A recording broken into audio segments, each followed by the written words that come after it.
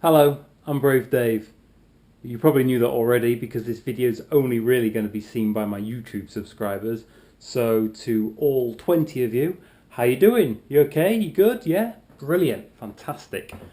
Okay, 2 years ago I went out to Canada and I rode freight trains for a bit. And when I got home, I edited the video together and made a video on YouTube called Brave Dave's Canadian Catch Out. Now, I hadn't got any plans before I went out about the video. I just wanted to make something, put it online, share it with people. Turns out a lot of people liked it. It did relatively well. It's not got a billion views or anything, but it's done pretty well. People like it. It's got a lot of feedback from people, loads of comments. I get lots of emails directly as well because of the video and stuff. All sorts of people have been in contact. So I know that there's an audience out there for this sort of thing, which is great because I've always wanted to go back out and do it again as well, like properly next time. But now that I know there's a good audience of people who also want to see me do it, that's motivated me even more. So I really want to get out there and do it again. And when I say do it again, I don't mean do the same thing I did last time, okay? I mean freight hop in Canada or travel and have adventures and stuff, but 10 times better than Canadian Catch Out in every way. So this quick video is basically me explaining my plans and trying to get a bit of discussion going in the comments of YouTube and all that, so that you know what I'm thinking about and you can also see how to help me, because I can't do this by myself. I do need some help. So keep watching and I'll show you why Canadian Catch Out 2, I'll think of a better title when it's done, is going to be so much better than the original. Right then, let's compare Canadian Catch Out with Canada September 2015. Okay. Oh, by the way, it's called September 2015 because that is the only real month that I can do this. That's another big problem with this sort of trip, is there's a very small window in which I can actually go, because after September, I don't know if you know, but Canada has some pretty nasty winters and the weather really gets rough quite soon after September, and I do not want to be sat on a freight train or sleeping rough wherever in the Canadian winter. Okay, so I have to be out there during September, and today is July the 13th, so that's really not very far away. If I miss this September and I can't do it then, I'm gonna have to wait another year, which kind of sucks. But anyway, let's compare the two and why this next trip is going to be so much better than Canadian Catch Out. First of all, plan and structure. Canadian Catch Out didn't really have any structure to it, because basically my only plan when I was out there was don't die, which is a great plan. I mean, you should wake up every morning and try and do that plan every day. But as far as an adventure goes, it's not much of a plan. This next trip is going to have much more structure to it. My plan is going to be to cross the whole of Canada over to the west coast and then obviously get back as well, because my flight will go home from the east side of Canada. So that is much more structured. There's going to be a definite purpose throughout the video or throughout the adventure. I've got a direction to go, I've got somewhere to get to. Second, distance. In Canadian Catch Out, I did less than 1,000 miles overall, which is really not very far. I started there, Montreal. I went up there to Edmonton, back to Montreal, down to Toronto, and then back to Montreal a little bit. So that is less than 1,000 miles. This trip would be over 6,000 miles, because I want to start in Montreal, but go all the way to Prince Rupert, preferably, or just, you know, anywhere along the west coast would be good, and then all the way back. More distance, you get more of everything, because Canada's a big place, so there's a lot of different scenery out there, and I want to cut through all of it. Towns and cities. Okay, on Canadian Catch Out, I hardly filmed anything of the towns and cities that I stopped in. I've had quite a lot of feedback from people saying they wish that I'd filmed more of the towns that I stopped in, and when I thought about it, yeah, that's part of the adventure, isn't it? It's like finding places to sleep in different towns. Where do I eat? Like, where do I go and who do I see and all this stuff? So next time around, I'm going to film everything, all right? Every place I stay at, every place I go, whatever. It's all part of the adventure. Same with people. I met a few different people on my last trip, but I didn't film anything about them. Next time I want to film everyone I meet, or, you know, most people that I meet, because there's some interesting characters out there, and when you're backpacking about, you get talking to a lot of different people. Last time I was only out there for 13 days, and about a week of that was on the rails. The rest was sleeping at different people's places, or in bushes or whatever. This trip, 37 to 45 days, 5 to 6 weeks. That's a heck of a lot longer, and obviously a lot tougher as well, because it is tiring being outside and on the rails and sleeping rough and everything. It's tiring. Even 13 days was absolutely knackering. I'm not entirely sure how I'm going to manage 5 to 6 weeks, but I'll work it out when I'm there. Footage and video length. Canadian Catch Out is just over an hour long. Obviously, I'm going to have tons more footage with this new video. I reckon the final video will be about 2 to 3 hours, probably closer to 3 hours. That sounds stupidly long, but this time I'm going to split it into 10 to 15 minute episodes. And I reckon it'll be approximately 15, but obviously I can't say for sure until I come back and I know what the footage is. But I reckon that's a realistic amount. Would be 15 episodes of 10 to 15 minutes in length each. Now, the great thing about that is that will be much easier for people to watch. Like if you split it up into chunks, because if someone starts watching a video and they see it's over an hour long, they're quite likely to just skip bits or switch off, or maybe think, I can't be arsed with that.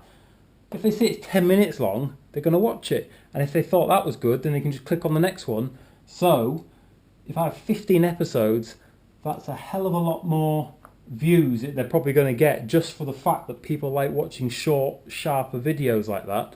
And I reckon that if someone watches the first one, hopefully, if I've done a good job at getting their attention, they're going to end up clicking through all of them. And they don't have to watch them all at once, do they? They can come back and stuff. So it's much better to split them up. So this new video is going to be split into a whole series of chronological videos throughout the trip, making it much easier to watch, and it's probably going to generate many more views, which is good. Whenever I upload a new video, there's always comments on it from people saying, "Hey Dave, when's the next train video? When's the next Canada Catch Out? Come on, we want to see more trains." They seem to think like it's something I can do in an afternoon and then have a new video uploaded by dinner time. No, it's a bit bigger than that, isn't it? Something like this is a major project. And there's a good reason, there's actually 3 good reasons why I'm not out every weekend making freight train videos, right? First of all, it's expensive. Just the flight costs for a start. I need to get to Canada. I live in the UK. That's £800 right there just to even start. Kit, okay, I've got most of the stuff I need, but there are a few things that I really need to upgrade. The main one being this camera. This is a GoPro 2. I've had it for years. I've definitely got my money's worth from it. It's old and battered, and it's about time I upgraded, because this camera is on its way out. It's unreliable. If I'm going to go to the other side of the world and start filming a documentary, I have to have a reliable camera, otherwise that's just stupid. Living expenses, even though I'm sleeping rough most of the time and I'm sitting on freight trains which don't cost anything, I still need to eat every day, and I still need a bit of money for other things as well. There's always going to be some kind of expense that comes up in 6 weeks of travelling. Lastly, there's loss of earnings. If I'm away for 6 weeks, that means I'm not here working, earning money. So that can add up to quite a lot. I mean, I don't know what your job is, but if you took 6 weeks out during which you weren't paid, you'd probably feel that, wouldn't you? That would be quite a dent in your income. So it's expensive to do this kind of project. That's the first thing. Second thing, it's time consuming. Preparing, alright, you've got all the planning and stuff to do, because you're going to get ready to go away for weeks and weeks like that. It takes quite a lot of prep. 6 weeks away itself, that's 6 weeks in Canada when I can do nothing else. Then when I get back, editing time, right? Anyone with experience video editing will know just how time consuming it is. Even simple videos can just take ages and ages to put together, edit properly and all that.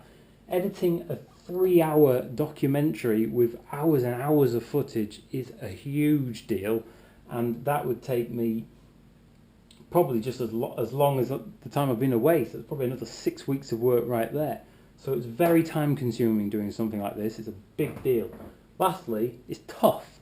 I mean, simple as that. It's very tiring, as I already mentioned. You never really sleep properly, and for weeks and weeks it's just exhausting, and it's dangerous. If you didn't already know, okay, oddly enough, freight hopping is dangerous. I'm not saying that I'm being forced to do it or anything. I'm choosing to do this, but at the end of the day, it's dangerous. I know it's dangerous, and I am putting my life at risk in order to produce a good quality video to entertain you and anyone else. So those are all good reasons why this is a huge project and can't be taken lightly, and why I haven't done it very often, because it takes all this to bring it together. And I can tell you right now, the expenses, right, that is crippling me, right? There's no way I can do this trip at the moment. I cannot afford it. It's as simple as that. I'd have to raise enough money to cover all that in the next month. Just isn't going to happen unless I can get help of some sort, which is basically what this video is about. Okay then, let's talk money. I've thought of 3 different ways I can try and raise this cash. The first, very simple, donations. I'm not the sort of person who just stands there with his hand out expecting people just to give me money, but enough people in the past have said to me they would be happy to throw £10 my way to help fund the next project, because they've seen my videos, they've enjoyed my videos, and they want to see more. And so like crowdsourcing is a big thing on the internet now, so it would be silly of me to not provide that option, because there are people out there who would like to help that way. So that's the first thing. The second way is give me work, or find me work. You probably don't know this, but I'm a web designer. I build websites, and I build them for small businesses. So if you or someone you know is looking for a web designer, then come my way. Check out my website, davemakeswebsites.com. As a web designer, the hardest part of the job is just finding new clients. It's finding new work. So if you can find it for me and send them my way, and that leads to me doing a job, then brilliant, because that's a good chunk of change in my pocket for them funding this. And I've worked out, if I could get 6 websites, which isn't a huge number, if I can build 6 websites in the near future, then that would fund pretty much everything I need, which would be fantastic. So there's that option. And then the last one is sponsorship and advertising. This is obviously only relevant to a much smaller group of people, but looking at the numbers, I've estimated 200,000 views per video. That is not a number I've just pulled out my arse. That is based on Canadian Catch Out, which got 100,000 views in a year. Now, this new video is going to be superior in every way, as I've already explained, and it's going to be divided into episodes. So I do not think it's unrealistic to predict that each episode of the new one is going to get twice as many hits as Canadian Catch Out got. That's 200,000 each, because with it being split into smaller episodes, it's also going to create hype. So you release the first, people watch it, share it, pass it around on forums, whatever. It builds up hype for the next episode, and the next, and the next. So spread out over a period of time of releasing these episodes should lead to a lot more views. And because there's, like, say, 15 episodes, if each one gets 200,000 views, that's 3 million hits, which is that is a respectable amount of views on YouTube. And that 3 million views has got to be worth something to someone. So I was thinking, like, if a business is, or a company is involved with, like, kind of outdoorsy types, adventure, backpacking, that sort of thing, I'm going to have millions of views from a demographic which is 90% male, 10% female, mainly based in the USA, Canada, UK and Germany. They're the top 4 countries who've been watching my videos. So surely that is worth something to someone. We could, I don't know, there's nothing set in stone here. We can talk and work stuff out. But for example, if a company paid £300 to sponsor an episode, something like that, Or I also thought, what about, like, they could advertise a discount code, so you could have something like enter discount code Brave Dave and receive 10% off your next order from blah blah blah. Something like that. Anything like that would be brilliant if I could get actual episodes sponsored by a company, because then everybody's a winner, and that would bring in a great amount of money to just fund the whole thing. Those are my 3 options of trying to raise this money. I'd love to know what you think about them, or if you've got any ideas of, like, what you think about or how to improve it. Thank you very much for your patience for getting this far, because this video has gone a fair bit longer than I first thought it would, but as you can see, I've got a lot to say. I talk quite a lot. When I'm interested in a subject or I know what I'm on about, I just blabber, I know I do. Write a comment and let me know what you think about all this, or if you've got any ideas of improving stuff or what could happen, because I need the feedback from you guys to make this work and work out what I'm going to do next, because like I said before, I have not got much time. If this is going to happen, I have not got much time at all to get it sorted out. I've got 1 month maximum, which is not long at all. So please let me know what you think, and I'll chat to you in the comments below. Thank you very much for listening. Goodbye.